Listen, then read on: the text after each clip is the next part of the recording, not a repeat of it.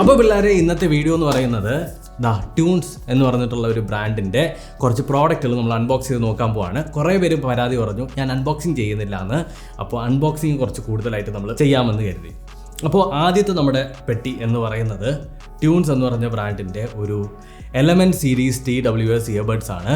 അപ്പോൾ അതിൻ്റെ model number ഇവിടെ കൊടുത്തിട്ടുള്ളതായിട്ട് ഞാൻ ഇവിടെ കണ്ടിരുന്നു. ഇതിൻ്റെ പേര് E20 എന്നാണ് ഇതിൻ്റെ മോഡൽ നമ്പർ. അപ്പോൾ നമുക്ക് പതുക്കെ ആദ്യം ഇതിൻ്റെ പെട്ടി തുറന്ന് നോക്കാം. പുറകിൽ ആരൊക്കെ ഡ്രില്ലിങ് മെഷീനൊക്കെ എടുത്തിട്ട് അടിക്കുന്നുണ്ട്. അപ്പോൾ അതിൻ്റെ ഒരു ഇനക്കേടാണ് നിങ്ങൾ കേൾക്കുന്നത്. അപ്പോൾ നമ്മുടെ ട്യൂൺസ് എന്ന് പറഞ്ഞ ബ്രാൻഡിൻ്റെ പെട്ടി നമ്മൾ നോക്കിക്കഴിഞ്ഞാൽ ഇത് ഇങ്ങനെയാണ് ഇയർബഡ്സ് അതിൻ്റെ അകത്ത് ഇരിക്കുന്നത്. എനിക്ക് തോന്നുന്നു ബിൽഡ് ക്വാളിറ്റിയുടെ കാര്യത്തിൽ അവർ നല്ലതുപോലെ ബഡ്ജറ്റ് ആയിട്ടുണ്ട്. ഒരു പ്ലാസ്റ്റിക് ബിൽഡാണ്, നമുക്ക് പ്ലാസ്റ്റിക് എന്ന് തന്നെ ഫീൽ ചെയ്യാൻ പറ്റുന്നുണ്ട്. ഇയർബഡ്സിനും വലിയ വെയിറ്റ് ഒന്നുമില്ല. അതുപോലെ തന്നെ ഡിസൈൻ നോക്കുന്ന സമയത്ത് എവിടെ നോക്കി എടുത്തിട്ടുള്ള കുറേ ഡിസൈനാണ്. ആദ്യമായിട്ടാണ് ഞാൻ ഒരു ഇയർബഡിൻ്റെ സൈഡിലായിട്ട് ഇതിൻ്റെ ചാർജിങ് പോർട്ട് കാണുന്നത്. വളരെ ഡിഫറെൻ്റ് ആയിട്ടുള്ള കാര്യം ട്യൂൺസ്. പിന്നെ നമുക്ക് Type-C USB കേബിൾ കിട്ടുന്നുണ്ട്, കുറച്ച് ഇയർ ടിപ്പുകൾ കിട്ടുന്നുണ്ട്, പിന്നീട് യൂസർ മാനുവലാണ് കിട്ടുന്നത്. അപ്പോൾ ഇതാണ് നമ്മുടെ ഒന്നാമത്തെ പ്രോഡക്റ്റ്. ഇതിൻ്റെ എല്ലാം ടെസ്റ്റിങ് നമ്മൾ അവസാനമായിരിക്കും ചെയ്യുക. ഇനി രണ്ടാമത്തെ പ്രോഡക്റ്റിലേക്ക് പോവാം. രണ്ടാമത്തത് ട്യൂൺസ് എന്ന് പറഞ്ഞ ബ്രാൻഡിൻ്റെ തന്നെ ഒരു സ്മാർട്ട് വാച്ച് എന്ന് പറയാൻ പറ്റില്ല, സ്മാർട്ട് വാച്ചസ് എന്ന് എഴുതിയിട്ടുണ്ട്. ഒരു ഫിറ്റ്നസ് വെയർ, നമ്മുടെ MI ബാൻഡൊക്കെ പോലെ ഒരു ഫിറ്റ്നസ് വെയർ. അടുത്ത അൺബോക്സിങ് ഇതാണ്. ഓക്കെ, വളരെ സിമ്പിൾ ആയിട്ടുള്ളൊരു പെട്ടി. അയവാ, അതായത് പൊതുവേ നമ്മൾ ഈ ഫിറ്റ്നസ് ബാൻഡൊക്കെ ചാർജ് ചെയ്യാനായിട്ട് ഒരു വയറോട് കൂടിയായിരിക്കും വരിക. ഇവരുടെ ഈ ഒരു ഡിസൈൻ എനിക്കങ്ങ് ഇഷ്ടപ്പെട്ടു.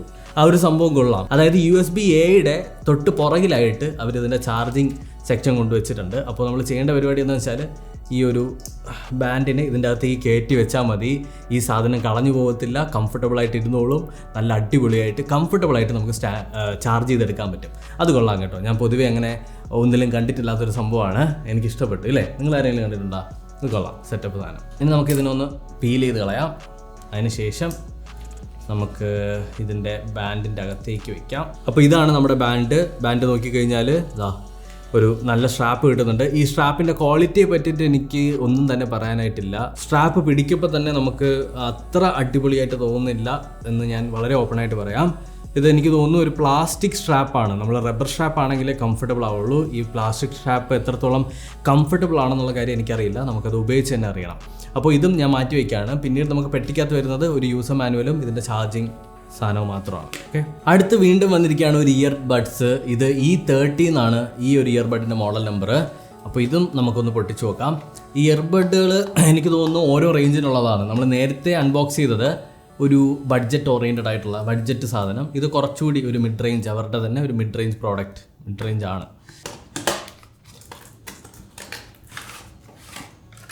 ഓക്കെ, സിമിലർ ആയിട്ടുള്ള സാധനങ്ങളൊക്കെ തന്നെയാണ്. USB Type-C ചാർജിങ് വരുന്നുണ്ട്, നിങ്ങൾക്ക് കാണാം. അതുപോലെ തന്നെ പേപ്പേഴ്സ്, യൂസർ മാനുവൽ കിട്ടുന്നുണ്ട്. പിന്നെ നമ്മുടെ ഇയർബഡ്സും അതുപോലെ തന്നെ അതിൻ്റെ ചാർജിങ് കേസും. നമ്മൾ ആദ്യം അൺബോക്സ് ചെയ്തത് വെച്ച് കമ്പയർ ചെയ്യുന്ന സമയത്ത് ഇത് ഫാർ ബെറ്ററാണ്. ഇതിൻ്റെ ക്വാളിറ്റി കുറച്ചുകൂടി ഒരു പ്രീമിയം ഫീൽ വരുന്നുണ്ട്. ഇത് സ്റ്റിൽ പ്ലാസ്റ്റിക് ബിൽഡാണ് എങ്കിൽ പോലും ആ ഒരു ബിൽഡ് ക്വാളിറ്റി കുറച്ചുകൂടി ബെറ്ററായിട്ട് നമുക്ക് ഫീൽ ചെയ്യുന്നുണ്ട്. ആൻഡ് ഇതിൻ്റെ എന്താ പറയുക, ഈ സാധനം ഓപ്പൺ ആക്കുന്നത്, അതായത് കേസ് ഓപ്പൺ ആക്കുന്നതും അടയ്ക്കുന്നതൊക്കെ കുറച്ചുകൂടി ഒരു പ്രീമിയം ഫീൽ വരുന്നുണ്ട്. പിന്നീട് നമുക്ക് LED ഇൻഡിക്കേഷൻ തരുന്നുണ്ട്. പുറകിലായിട്ടാണ് ഇതിൻ്റെ USB Type-C ചാർജിങ് പോർട്ട്. എനിക്കിത് കുറച്ചുകൂടി ബെറ്ററായിട്ട് തോന്നി. ഫൈനലി നമുക്ക് ട്യൂൺസിൻ്റെ ഒരു ബീറ്റ് സീരീസ് മീൻസ് നമ്മുടെ ഓവർ ഹെഡ് ഇയർഫോൺസ് അല്ലെങ്കിൽ ഹെഡ്ഫോൺസ് എന്ന് നമുക്ക് പറയാം. അതാണ് നമുക്ക് കിട്ടുന്നത്.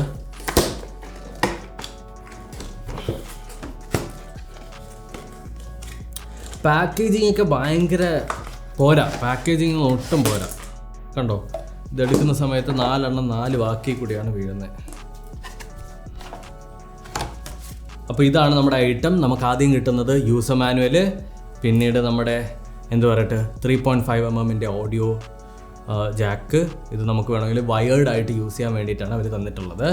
പിന്നീട് നോക്കിക്കഴിഞ്ഞാൽ നമ്മുടെ ടൈപ്പ് സി അല്ല, മൈക്രോ USB ചാർജിങ് കേബിളാണ്. പിന്നെ വരുന്നത് നമ്മുടെ ഓവർഹെഡ് ഹെഡ്ഫോൺ. നമ്മൾ നോക്കിക്കഴിഞ്ഞാൽ ഇവിടെ നമുക്ക് കുറച്ച് കൺട്രോൾസ് കാണാൻ പറ്റും. ഇവിടെയായിട്ട് നമുക്ക് കാണാൻ പറ്റുമെന്ന് വെച്ചാൽ ഒരു മോഡ് ബട്ടൺ ഉണ്ട്, ട്രാക്ക് മാറ്റുന്ന 2 ബട്ടൺസ് ഉണ്ട്, പിന്നീട് പവർ ബട്ടണാണ് അവിടെ ഉള്ളത്. 3.5 നമുക്ക് കുത്താനുള്ള പോർട്ട്, പിന്നീട് നമ്മുടെ ചാർജിങ് പോർട്ട്, ഇത്രയാണ് വരുന്നത്.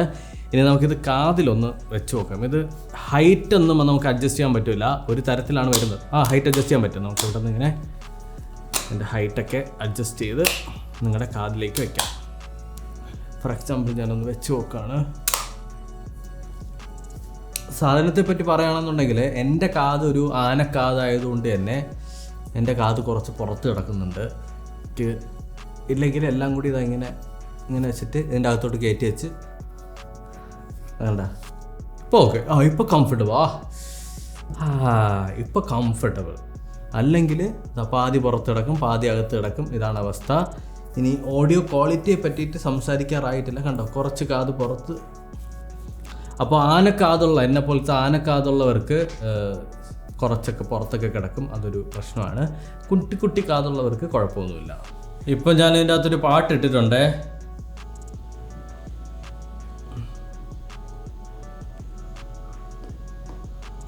ഇപ്പം ഹാഫ് വോളിയത്തിലാണ്.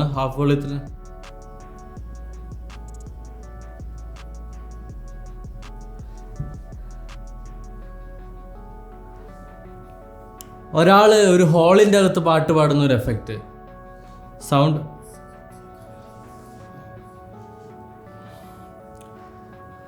സൗണ്ട് കൂട്ടിക്കഴിഞ്ഞാൽ ഒരാഴ്ചക്കകത്ത് നിങ്ങൾക്ക് പൊട്ടനാവാം, കാതൊക്കെ അടിച്ചു പോവും. ഇതിനെപ്പറ്റി ഇതൊരു അൺബോക്സിങ് വീഡിയോ എന്നുള്ളത് മാത്രമേ ഞാൻ ഉദ്ദേശിച്ചിട്ടുള്ളൂ. ഫസ്റ്റ് ഇംപ്രഷൻ വൈസ് പറയുകയാണെന്നുണ്ടെങ്കിൽ ആരോ ഒരു ഹോളിൻ്റെ അകത്തിരുന്ന് സംസാരിക്കുന്ന ഒരു എഫക്റ്റ് ഇതിനകത്ത് വരുന്നുണ്ട്. എനിക്ക് അത്രയ്ക്ക് അങ്ങ് ഇഷ്ടമായില്ല. നമ്മൾ വെള്ള ഇയർബഡ്സാണ് ഇപ്പോൾ കാതിൻ്റെ അകത്തേക്ക് വെച്ചിട്ടുള്ളത്, E20 എന്നത്.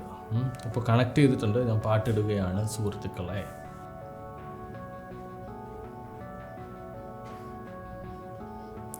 ഈ ഇയർബഡിൻ്റെ ക്വാളിറ്റീനെ പറ്റി പറയുകയാണെന്നുണ്ടെങ്കിൽ അത്ര പ്രശ്നമൊന്നും എനിക്ക് തോന്നുന്നില്ല. അത്യാവശ്യം ആവറേജ്, ഒരു എബോവ് ആവറേജ് എന്ന് പറയാൻ പറ്റില്ല, ആവറേജ് ക്വാളിറ്റി എനിക്ക് ഫീൽ ചെയ്യുന്നുണ്ട്. അത്ര ഭയങ്കരമല്ല, പക്ഷേ ആവറേജ് ക്വാളിറ്റി എനിക്ക് ഫീൽ ചെയ്യുന്നു.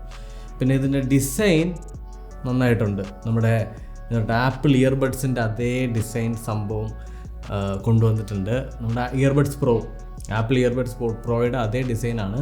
പിന്നെ വെയിറ്റ് ഇല്ല, നമുക്ക് എങ്ങനെ വേണമെങ്കിലും അമ്മാനെ പാടാം. അതാണ് ട്യൂൺസിൻ്റെ E20 എന്ന് പറഞ്ഞിട്ടുള്ള മോഡൽ യൂസ് ചെയ്തിട്ട് എനിക്ക് തോന്നിയത്. കുറച്ചുകൂടി ബെറ്റർ ആക്കാമായിരുന്നു അവർക്ക്. ഇനി ഫൈനലായിട്ടുള്ള നമ്മുടെ ബ്ലാക്ക് കളർ, കുറച്ചുകൂടി പ്രീമിയം ആയിട്ടുള്ള ട്യൂൺസിൻ്റെ E30 എന്ന് പറഞ്ഞിട്ടുള്ള മോഡൽ നമുക്കൊന്ന് അതിൻ്റെ അകത്തേക്ക് നൈസ് കംഫർട്ട്.